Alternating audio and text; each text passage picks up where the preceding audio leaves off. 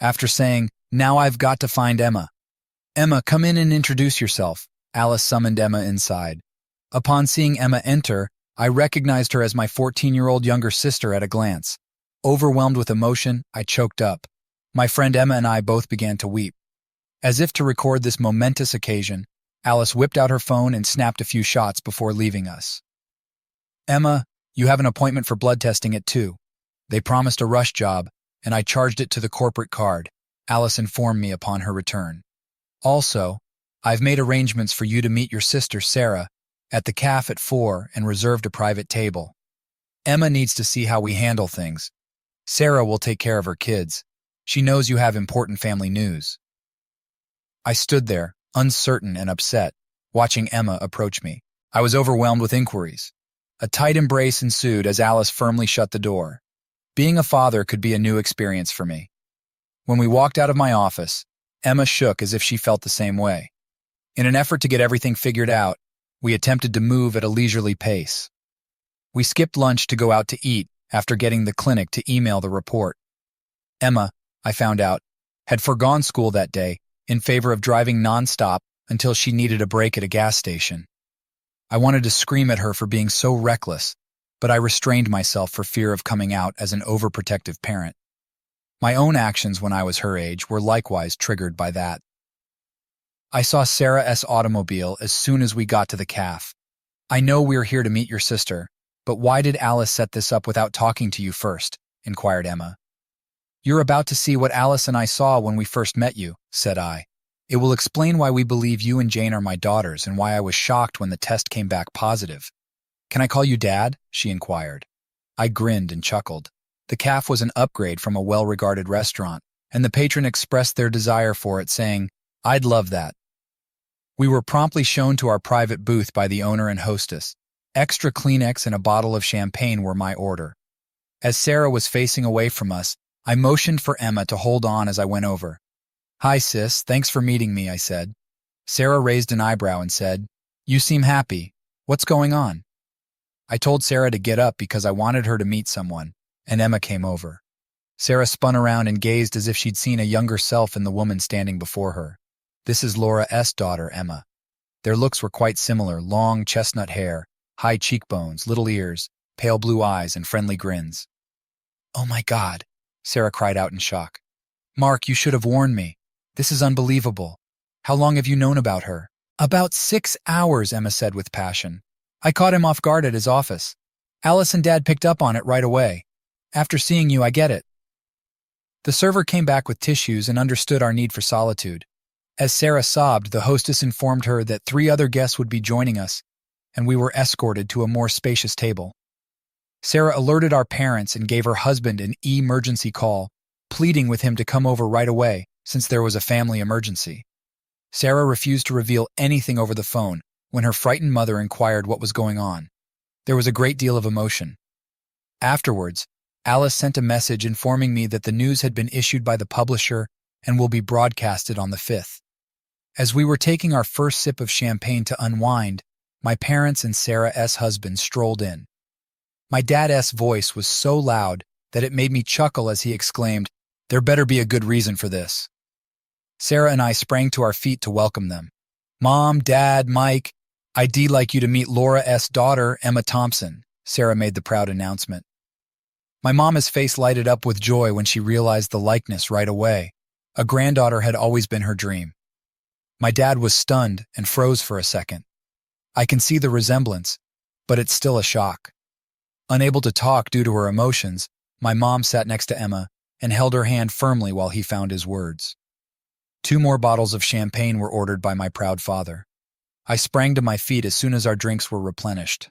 I spoke the words, "I need to explain," as Emma began to record using my phone. I filled them in on how we had crossed paths and what had transpired that day. Then my dad got to his feet. "Emma, we don't need a DNA test to recognize what's obvious. Welcome to our family. You have 2 more aunts who are excited to meet you. Promise us you'll always consider this family your home." Emma picked up the phone and stated, "I came here looking for the truth, unsure of what I would find. Today has changed everything for Dad and me. We had no idea until now. Meeting Aunt Sarah showed me what unconditional love really is. My older sister Jane will be overjoyed. I noticed that everyone at the table was clearly shifting. My normally emotionless dad even broke down in tears. My mom held out 2 fingers and screamed even more. I stopped the tape just before everyone was about to cry joyful tears. Emma sent a video to Jane and added her and her sister S numbers to my phone. I then received a text from Emma showing me the video. The message from Emma said something like, "If what we believe is true, the DNA test will confirm it. Watch the 500 news. Love, your sister." My mother, who was still in denial, wanted more evidence. Emma displayed the images of Jane and herself. They were shown on the screen for everyone to see since my mom was so adamant about having copies for her laptop. It became clear to me that nobody knew where Emma was when she placed her phone back in her handbag and turned it off. My phone went off. Jane was the one making the call. I got to my feet and went to a more peaceful spot to respond. When my father saw that I was crying, he sent me a puzzled look. I answered the phone after Emma said, "It's my sister." My dad gave me an understanding nod. "Hello, this is Jane. I had to call after seeing the video. Since she is dropping by the police station to get an update on Emma, she wanted to be home until at least 6 o'clock. Here I am, acting as if I am clueless. The cops dropped off their card earlier. If you ask me, what should I do? I'll tell him to watch the 5 news and see if anything comes out about me. I told him to show him the video and tell him you'll chat when your parents aren't there. I gave him my phone and told him to text before phoning. I told him he'll watch the news and understand. Once we have the DNA proof, Emma and I might bring the whole family." "What do you mean?" she inquired. I told her, "The family will spread the word. I don't know how many will come, but those who can will." She then questioned, "Why?" After I explained Emma's efforts, "We shall see. Because in the Johnson family, blood is thicker than water. If I'm not a match, someone else might be." "Just like that?" Jane said with doubt. "Absolutely." "You'll witness it," I said while laughing. "We may be strangers now, but that won't last." We continued our conversation for a while before saying our goodbyes, and she responded with relieved tears in her eyes. I informed the family of Emma's purpose for being here after placing the dinner order. The moment news got out and people began to collect possible matches, mobile phones began to ring nonstop. My mom was in charge of making sure everything was in its place. My dad inquired, "Emma, how did you get here?" "I drove my old 1988 Voyager van. It is barely holding together," she said with delight. "It's in Dad's parking lot. Take that van to my dealership in the morning. You're not driving back in that." "It is a miracle she made it here," my father remarked with conviction. "At her age, you had just as much sense as she does. She is determined." "What do you plan to give her?" I put forth. He winked and smiled and said, "She can choose a new one. If I could choose, it would be a 4x4. "I love the outdoors," she said. In response, my dad grinned broadly and said, "That's perfect. We all love the outdoors." If the weather allowed, we were always fishing, camping, or hunting. He then started reminiscing about the year I learned to water ski and went barefoot. My parents thought it would be awkward for us to be alone that night, so Emma stayed with them while my dad told tales like he was conducting court. Following supper, Dad dropped them off to her vehicle and then returned home with it. She couldn't contain her joy and was already making plans to lavish her new grandchild with gifts. In the end, Dad had to wait till midnight for their return. Around 8 o'clock in the evening, I received a call from the police investigator. A background investigation on me took him 2 hours to do. After I made the material public, reporters couldn't stop asking me questions. The matter and associated matters were covered in our conversation. A lot of his questions had been addressed by seeing the 3 generations in the movie. I informed him that Emma was staying with my parents and that we were speeding up the DNA testing to establish our kinship. After we had the go-ahead, we'd come back and check whether Jane and I were a good fit. In an effort to buy us some time, I informed him that I would keep him informed of our progress. Afterwards, Jane informed me that he relayed our talk to her. With fresh eyes, I was facing my history once again. The wealth and influence of my ex-wife's family wouldn't faze me this time. I would use the truth, the courts, and the media to my benefit. I had the necessary means, evidence, and an increasing resolve. Truthful justice was all I wanted, not vengeance. 4 individuals in the federal government were no match for me. The next morning, I was already at my office, making sure that any changes to my schedule wouldn't have much of an impact on me, and assigning chores to Alice to do while I was gone. Like an overprotective mother, Alice wanted to know everything about my day, so she continued monitoring the email accounts and interrogating me. I must admit that I was captivated by Alice Parker's beauty. I bet she was the stuff of adolescent fantasies when she was younger. Her wide lips and piercing emerald green eyes were still alluring, and her naturally groomed brown hair emphasized her gentle features. I was grateful she never caught sight of me admiring her while I was a single guy. Upon receiving the DNA test results, Alice yelled out, "It's confirmed. You are her father." Subsequently, she contacted the lab to forward the information to Jane's expert and began a search for the most formidable litigation attorney in Boston. She set up a Skype meeting with the top candidate after carefully reviewing many. Feeling certain that it was a sure thing, the lawyer consented to work on a percentage basis. We would use the DNA evidence to sue my ex-wife, her husband, and her parents for allegedly removing me from my biological family. Their intentional conduct would be shown when the restricted court order against me is reversed. Their efforts at control and intimidation would be on full display in the fictitious contract they supposedly entered into with me. Even before the government was involved, the lawyer saw the possibility of a substantial case. To my new lawyer, I begged Alice to deliver a dusty gray box from the safe. There was damning proof that Laura's dad had plotted to destroy my marriage and my career in it. It had taken years of navigating bureaucratic red tape to get this evidence. A police officer eventually released a video that reframed the tale as a daughter who had ran away from home, locating her biological father in order to save her sister, setting off a media frenzy. "Mom," it's confirmed. I texted her. "I have 2 daughters. Thank God. Be ready to leave by 6:00 a.m. from the car lot. I'll inform everyone." "Have you contacted your daughters?" he said. We were en route to Eagle, Massachusetts, in a fully stocked 3-year-old Ford Explorer. 30 more cars trailed after Emma and myself, with my parents in an RV serving as the convoy's leader. My phone sounded the alarm just as we were about to leave. Emma took the call and placed it on speaker. "CNN is tracking you," Jane said us after we exchanged hello. "There's an RV with a sign that says the Johnsons are coming. 1 out of 150 should be a match. We have the DNA test confirming he is our father." "I am driving a new 3-year-old Ford Explorer," said Emma. "Dad said if it was verified, a lot of family would come. But I never anticipated this," she said. "It's given me hope I never imagined. I can remember feeling this good." Dad's family spread the word and people emerged from everywhere. I met so many relatives this morning it will take multiple introductions to remember their names. I met first, second, and even third cousins. "I am so proud I want to change my last name to Johnson," said Emma. "I never knew families like this existed. I was so overwhelmed I nearly drove off the road. I knew then that my next book had to be about this life-changing event. When Jane announced she had to go, my girls were still rehashing what Emma had gone through. Her mom had only entered. Concerned, Emma questioned, "Dad, are you okay?" from her heart. "I saw you get very emotional. How do you think I feel?" I discovered I have 2 daughters who were raised by my ex-wife and a former friend without my knowledge. One is vibrant and full of life. The other is on the verge of dying.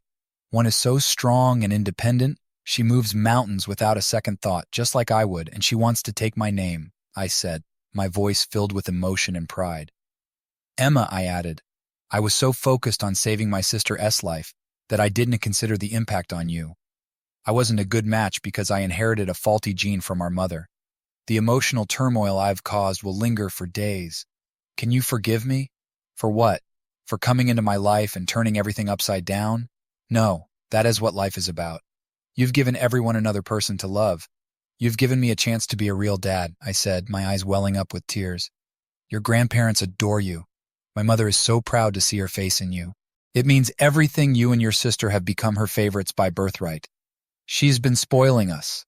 We went shopping, and if she bought me something, she got one for Jane too," she said, laughing and claiming she still had years of spoiling to make up for. "That's Mom. You'll find it impossible to distance her from you."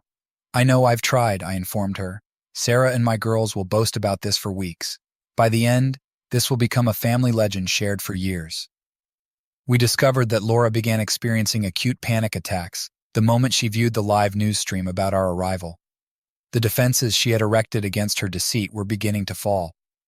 As soon as she put down her phone, Jane, energized and confident, approached her. "Mom, Jane wanted to know why you withheld the truth about our biological father. She continued to push harder when she received no response. You kept secrets from us and made decisions about our lives. How did you get the authority to act like God? Not even Dad knew. Would you have allowed me to die if Emma hadn't discovered him and sought the truth? Laura was caught off guard, never expecting the truth to be revealed. Her dad had an innate dislike for Mark and would do everything to keep him at arm's length. Luckily, it was the same time when Jane's doctor stepped in. We received DNA from a man we didn't know, proving he is Jane's biological father. He is coming to be tested, and there is a good chance he is a bone marrow match. He should be here tomorrow afternoon, and for his protection, he'll be under guard, the physician said, before departing. Mom, my bio-dad is coming with 150 others in case he is not a match. He wants to give me a fighting chance, she told me. Questions like why prompted Laura to inquire more. To him and his family, blood is thicker than water. Though I'm a stranger to them, I am family, and family comes first, said she. Laura saw the footage of my family's meeting with Emma and said, You had to know we look like our real dad's mother. Watch this video. It proves everything. The fact that 3 generations wore the same face was obvious. The reality had become too much for her to ignore. Her spouse and her acts were backfiring, and her daughters had evidence. Suddenly, a guy knocked on Jane's door and demanded to speak with Laura. After Laura confirmed her identity, he presented her with a large legal envelope and said, You have been served. Laura collapsed to her knees, tears streaming down her face. In her wrath, Jane had no compassion. Jane questioned her mother. Mom, why did Grandpa put a contract on my bio-dad's life, with the knowledge that she would not get a meaningful response? Brian Harper had just departed from a business meeting. Legal documents were given to him as he strolled down the corridor. He read them while sitting in the lobby. The first piece of paper was a court case that sought to revoke Mark's paternity rights by suing him and his wife. The second one was a conspiracy accusation against Mark and his in-laws, who he said were out to destroy his marriage and professional life. When Mark demanded full custody of his girls, it was obvious he was out for vengeance. Unless Emma had located him, he would have been completely unaware of their existence, he said. He made the morally dubious accusation that Brian and Laura would have allowed Jane to die so they could retain their secrets. Given the publicity in the media, it would be difficult to prove differently in court. It brought up a flood of memories for Brian of their time as football teammates and dorm mates at university. Mark succeeded where the other failed by winning Laura over. Moreover, Brian had served as best man during their nuptials. But Mark's upbringing meant that Laura's father never approved of him. After he persuaded Brian, Brian consented to pursue Laura. Mark was occupied with DEA tasks thanks to her father's influence. Thus, Laura and Brian were left to their alone together. Mark spent 3 months undercover, and during that time, Laura and Brian got romantically involved.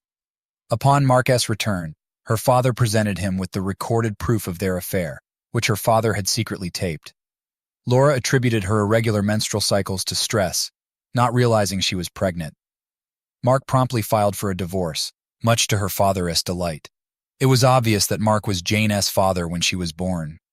Unfairly, Mark had already been fired because Laura's father had wrongly accused him. Mark left the region in a shroud of shame for 6 years as he worked to clear his record. The couple, Brian and Laura, were married and had a son and a daughter. Brian and Laura's father plotted to break up the marriage, and the uncut videos would show it all. For a moment, Brian wondered how Laura would handle the revelation of this information. After a 16-hour trip, Emma and I reached our last destination for the night at about 10 o'clock in the evening, completely drained. We had a fast light dinner delivered to our rooms and went to sleep, only to wake up at 6 o'clock in the morning, all the way to the alarm. We left rather early, Emma and I. An NSA agent and a police officer were to meet behind closed doors. At 8 in the morning, the remainder of our party departed. During the 8-hour journey, I met William Lee, an NSA agent, and Detective Matthew Parker at the Eagle Police Department, where Emma dropped me off. Spending more than 2 hours talking about the questioning of Laura's father, I left a USB disk with all of my proof and my lawyer's contact information. Prior to my trip, I was subjected to government protection and accompanied by security personnel. I was tested for bone marrow donor eligibility by having blood drawn at the hospital. I overheard Emma and Jane talking as I walked up to Jane S.'s private room. I autographed a book for a nurse since the hospital staff knew I was the author. As Emma stepped into Jane S.'s room, she cried out in shock, "Dad!" Jane was weak and her skin was loose, a sign that she was reaching the end of her life. Regardless, her optimism shone through her wide grin and sparkling eyes. "Jane, they are rushing the test results. They should be in within 40 minutes. The rest of the family is checking into their hotels.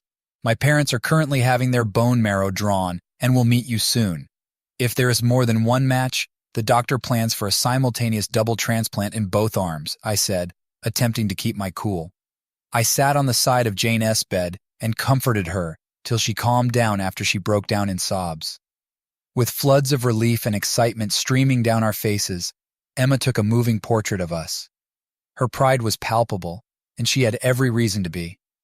As I seen my girls reunited for the first time, I couldn't help but marvel at the tremendous effort she had made.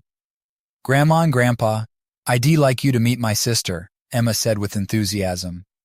We lingered in discussion for almost an hour before Jane S.'s cheerful doctor walked in. "Jane and my mother are a great fit," I said. Dr. Lee wanted to know whether we were ready to check in for surgery at 8 in the morning.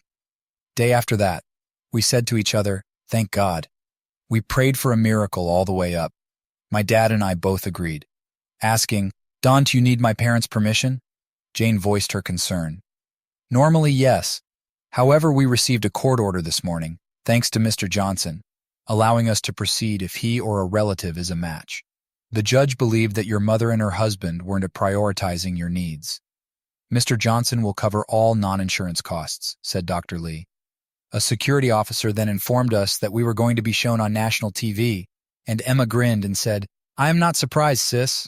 With what Mom and Brian did, Dad had no choice but to use the courts to prevent delays." Jane turned the channel to CNN, which exposed me as the writer of a best-selling book series with a projected $50 million market value. The doctor, Emma, and Jane were all shocked, and my parents just stared at me in disbelief. None of them knew. To them, it seemed like I was just a financial counselor for a corporation. Jane cried out, "My God, Dad," she said. "Have you read all your books?" "They are fantastic," I said with laughter. After my former life was shattered, I had to reinvent myself. Writing became my therapy. The success of my first book was a turning point, and it only grew from there. I expose raw truths about world events, societal views, and morals in my books. Whether people like it or not, I wrote. I accompanied my mom to the hospital for the first time in 20 years. The hospital's security wouldn't let my new daughter and me share a room, no matter how much she begged. Throughout the night, Emma dashed between 3 separate rooms. My dad contacted family members to inform them. Cold reception awaited Laura and Brian upon their arrival after work. Due to a court order, Jane is scheduled to have a double bone marrow transplant the next morning, and she notified them that she was being prepared for operation. Laura inquired, "How?" "Mom, my bio dad and his mother are perfect matches. Both are donating so I can recover fully," Jane said with calmness. "Mom, do you know who Charles Wilson is? He's your favorite author." "Well, Charles Wilson is a pen name for Mark Evan Johnson, my bio dad." Jane revealed the shocking information. Brian and Laura both became quite pale.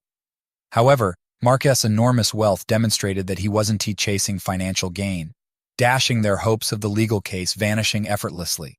Justice he yearned for. Up until his dismissal, Mark was an effective agent because of his unwavering commitment to law and order. "You might want to check with Grandma to see if he's home. Can you explain why this is happening?" Jane said with a broad grin. Emma was in the hospital, perhaps in the room with Dad or Grandma Johnson. While Emma and I were in my hospital room, we were talking about how Emma would deal with her mother if Laura and Brian wanted to visit her. Then Laura discovered her. The door swung open and a security guard peered inside. Emma asked, "Mr. Johnson, do you know these two?" Before continuing, Miss Fiance, "Didn't you see my ring?" Before opening the door for Brian and Laura. "Dad, I wouldn't trust these two for a moment. They're just trying to cover their backs. You don't know the half of it."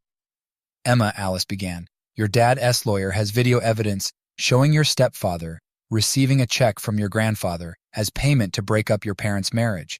If successful, he would manage your grandparents' finances for a 4 annual fee." "How do you know this is true?" asked Laura. "And who are you?" Mom, she's Dad's fiance and a skilled researcher. Her name is Alice Parker, and I trust her more than you, she said with conviction. Laura's cheeks became pale.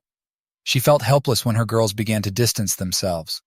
I supported Alice because she spoke the truth. I told my attorney to turn over all of the audio and video recordings to the National Security Agency NSA, along with a letter from Laura's dad, confessing that he bought the tapes for personal grudges. The price or the lives of those he had to crush in his pursuit of his goal were of no concern to him. My gaze was fixed on Laura as I spoke. Attempting to get a denial from Brian, she saw his guilty look, which revealed all. Laura felt the full force of my departure at that same instant. Her one and only true lover. Mark, I need to talk to you alone after the surgery. Right now I have to go home and think. Emma, will you walk me to my car? Laura turned to me and said, Alice, a piece of advice. Don't let anyone manipulate you like I did. Emma nodded. I'll be back soon. Mom and I need to discuss a few things. Alice, stay with Dad until I return. We saw their departure. After Laura was out of sight, she finally let her emotions show and started crying. It was clear to Alice and me that she had only just come to terms with the gravity of the situation. Even though he had always had everything good, Brian's dread had immobilized him. Their worlds had crumbled as the truth had broken through. He would never earn Laura's confidence again. Mark, I dreaded this day. I never thought you'd return. If we had met by chance, I could have ignored it, he said. He departed, leaving us in utter quiet, saying, I never saw this coming. It is best I leave and say nothing more. As I gazed at Alice with sincere adoration, I saw her flush for the very first time. Here I was at last, letting my guard down. She seemed to be playing me, or maybe she was just opening up about how she really felt. Did my feelings for her extend beyond those of a friend? Regardless, I was roused from my slumber by my girls. Instead of constructing my own thrill, I had been content to bask in the glow of other people's Alice. Let's have a conversation while I am healing, I whispered. These past few days have opened my eyes. I got comfortable on the sidelines instead of being in the game. Mark, when I got divorced, you stepped in. My kids were still young, and you've been more of a dad to them than their biological father. From baseball games to father-daughter dances, you were always there. I know why you pay me more than the going rate. You want to ensure the kids in your heart are well cared for, remarked Alice. On their birthdays, you always went all out, making them the envy of their friends. During summer breaks, you took us on special trips, creating lifelong memories. You answer their questions like a father should. They love you, and you love them. Your only problem is your fear of commitment. I was unable to communicate with them. That Alice was correct struck me like a ton of bricks. Theirs did as well. I approached Alice and took a seat next to her. I gathered my thoughts while holding her hand and staring into her eyes. Laura betrayed me. Her father intimidated me, and my best friend deceived me. I lived with constant threats. I put myself in protection mode until a few days ago. Now that I've realized it, can we go on our first real date, or is it too late for you and me? I put forth. After Alice kissed me, she said, I'm texting our kids to tell them we're now a couple and working things out. I smiled and said, pretty confident. She then proceeded to mock me for taking too long. After thanking Emma, I sent her a text to see if she was all right. Her response was, Mom didn't know. She's taking it hard and wanted to be back tonight. Let Jane know. After I introduced Alice as my girlfriend, we walked up to Jane's room. We briefed her on what transpired earlier and showed her the text message from Emma. When Sarah, my sister, stepped in, we were almost done. I simply had to meet her, Sarah said. Alice, what are you doing here? I want to say something, but Sarah figured it out, said I. Sarah smiled and said, he finally got it, didn't he? While others frowned. Took him long enough. Jane, this is your Aunt Sarah, and the man coming in is your Uncle Mike. As I excused myself and made my way to the nurse's station, I texted Emma to inquire about Jane's pizza choices. You'll soon learn we speak our minds, like it or not. Jane liked most foods, she said, but anchovies are her least favorite. I requested 3 3-liter colas and 3 extra-large pizzas for expedited delivery. Also, I gave Dad a call and asked him to pick up Mom in 20 minutes so we can have a pizza party. We went overboard on the no food for 6 hours guideline. The top nurse came in to reassure us, but she slipped out with a pizza slice in her hand. The spirits of the whole floor were lifted by your actions, she told me later when she stopped me. They brought my mom and me to get ready for the procedure around 5 in the morning, and I told them, I can't thank you enough. As we waited to be wheeled in, we held each other up. I did not go to sleep till the medicine started working. It was finished when I awoke. The time for waiting and praying has arrived. The bone marrow transplant was a success, according to Dr. Lee, but the results wanted to be known for a few hours. When word got out, most of the relatives began making plans to return home. Alice is the worst patient ever, I said. But I am not sick, I countered. You're like a bull in a china shop, impatient, unruly, and miserable. Keep it up, and you'll get a bad reputation, she said to me. My mom is doing okay, according to Alice. My phone was returned to me after she'd confirmed my stability. My first messages were from Alice's children, who were both excited and worried about the arrival of their new girls and the timing of their mother's engagement ring. Alice, your kids are smart, I told her, holding out the phone. I told them I was coming to watch over you after the operation. They had a lot of questions and the whole story came out. They weren't surprised. They said, Mom, Huesa always treated us like his own. Most of our friends envy us for having him as a dad. We've always seen him as our real father, Alice remarked, her eyes wet with emotions as she read the message. Well, it looks like our engagement won to be very long, I said with a smile. Have you heard from the girls? Emma and her mother are with Jane. She's doing well under the circumstances. Even though she's still on medication, she's full of questions. I heard from Alice. Emma told her about the pizza party. Jane can't believe how much she resembles her aunt and grandmother. She's eager to have a girls' day out with them when she's better. Get me my pants. I need to see her myself and then check on Mom, I said. The nurses attempted to dissuade me by arguing that it was premature after surgery, but I was unmoved. We set out together, holding hands. Interestingly, I was able to control my discomfort. The change in Jane was obvious to Alice and me right away. Her skin seemed better, and I was almost moved to tears by the radiance in her eyes. Emma wanted to know, who are David and Laura Parker, she inquired. Why, Alice said. They're my kids, ages 15 and 13. I got a Facebook friend request from them this morning. So did Jane, added Emma. Both of you need to read what they sent me, I replied, giving Emma my phone. She grinned as she read it and then gave it to Jane. I need this back to add their phone numbers to my contacts, I informed them. After that, Laura wanted to have a private conversation with me, so we headed to the waiting room. Mark, I had a long talk with my mother last night. She admitted that she remembered Dad's hatred towards you, but never thought it would go this far. My daughters want to finish the school year here and then move in with you. They want their last name changed to yours. They feel that what Brian and I did is unforgivable, the woman said. I can't argue with them. They made it clear they'd take me to court if I refused. They no longer trust me, and I can blame them. Will you take them? You know my family wouldn't let me say no, no matter how I felt. I will gladly take them, and so will Alice. We'll just need a bigger place. I'll drop the suit against you if you agree to joint custody, said I. While agreeing to share custody, Laura was told, the lawsuit will still proceed against the rest of your family. I offered to cover the cost of changing their name, but she turned me down. We returned to Jane's room side by side. We were noticed by the females. Alice, it looks like we are going to need at least a 5-bedroom house, I informed her. The girls let out a joyful shriek in response to Alice's grin. Laura pointed out, girls, your father and I agree you get your wishes. If Alice agrees, I'll call the lawyer tomorrow to start the legal process for your name change. Mark, she inquired, are you ready for this? A house full of teenagers? No one's ever truly ready, but we adapt. I'm just getting used to the idea of 2 carrying my name, I informed her. Make that 4. David and Laura want you to adopt them. They are already signing their names as Johnson, added Alice. Contact Michael Smith's law office to initiate the necessary paperwork, and then inform the children of our intentions via text message.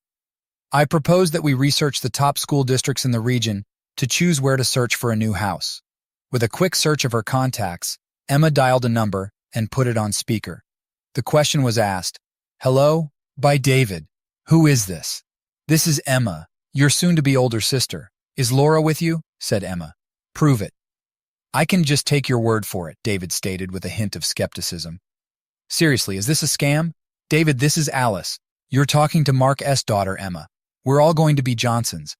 Jane and I are changing our last names, and your dad and I have started the process for him to adopt you And change your name to Johnson too, said Emma.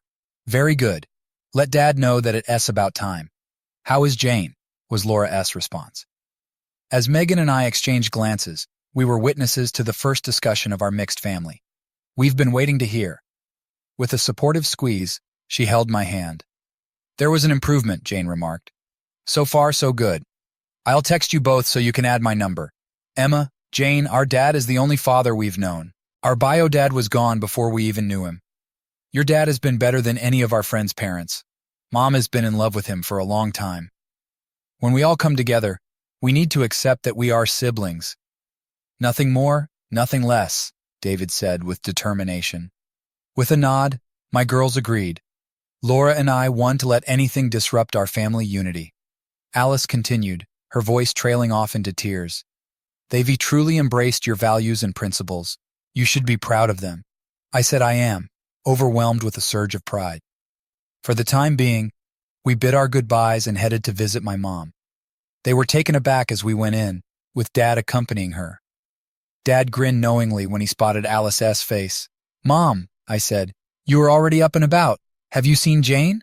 How is she? She is improving, said my mom.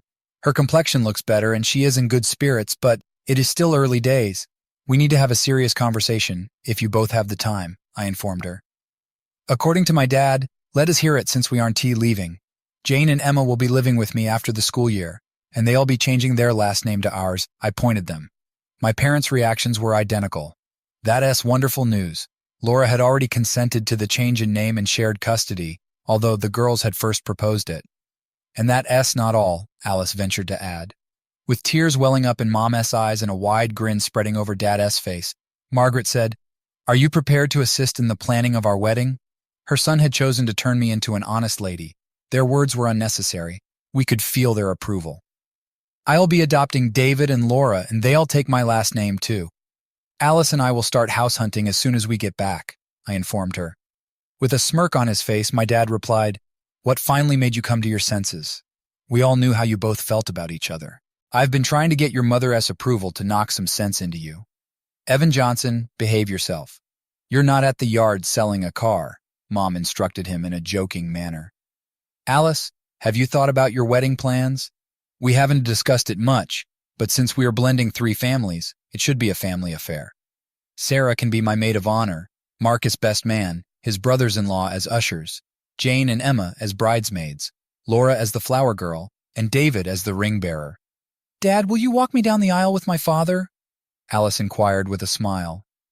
That depends on the host's budget and whether or not they have Jack Daniels on hand, Dad joked. Wondering what Mark thought, Alice spoke forward. It's perfect. It will bring us all together. If that's what you want, let us do it, said I. I voiced my question. Should we invite Laura? My parents both strongly objected. Mom, Dad, in the coming weeks the media will expose a lot. I'm suing the federal government, Laura's parents, and her husband. I believe Laura was as much a victim as I was. I paid the price years ago, and now Laura is paying in ways we can't even imagine.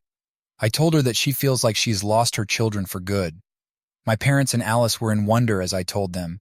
Inviting her might help the girls and her rebuild their relationship and move on from the past.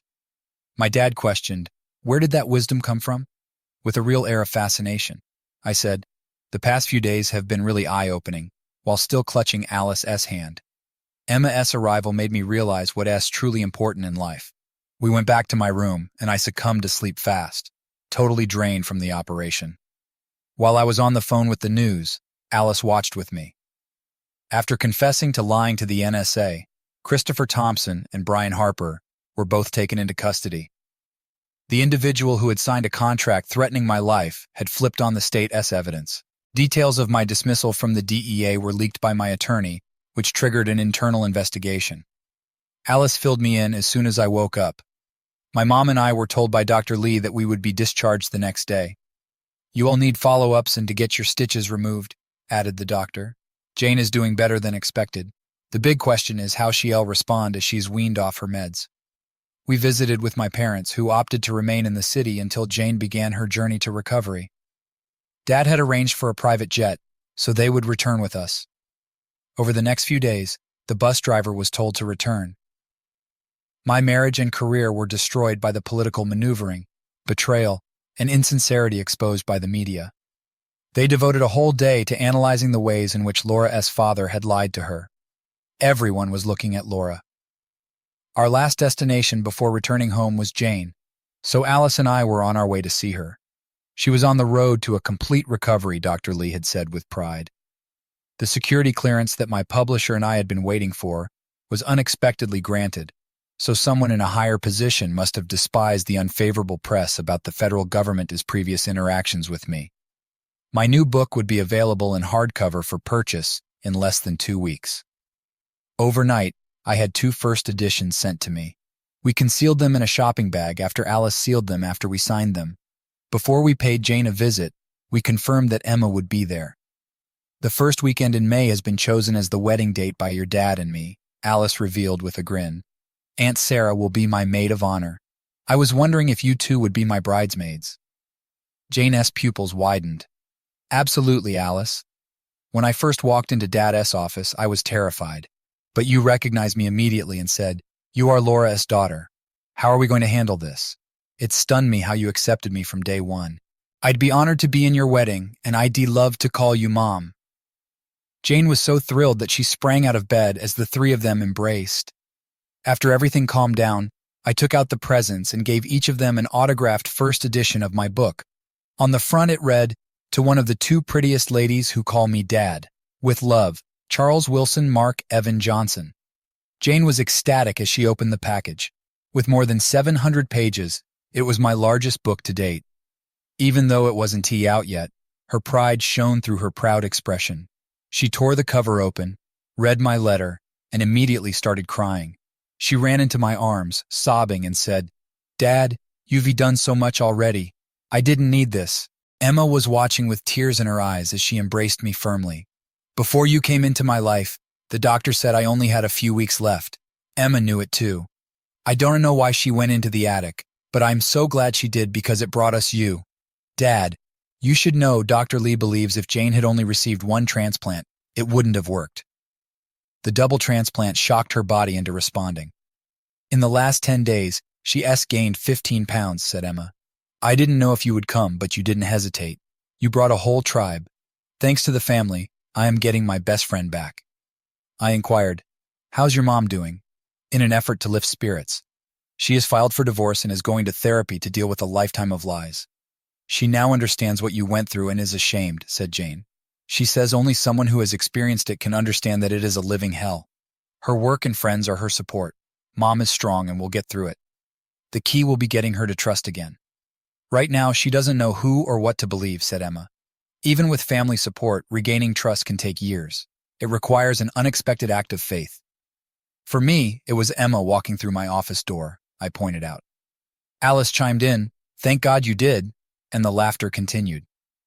As soon as we walked off the airport, Alice's parents and daughters met us. Mark had me thinking I'd die an old maid waiting for him.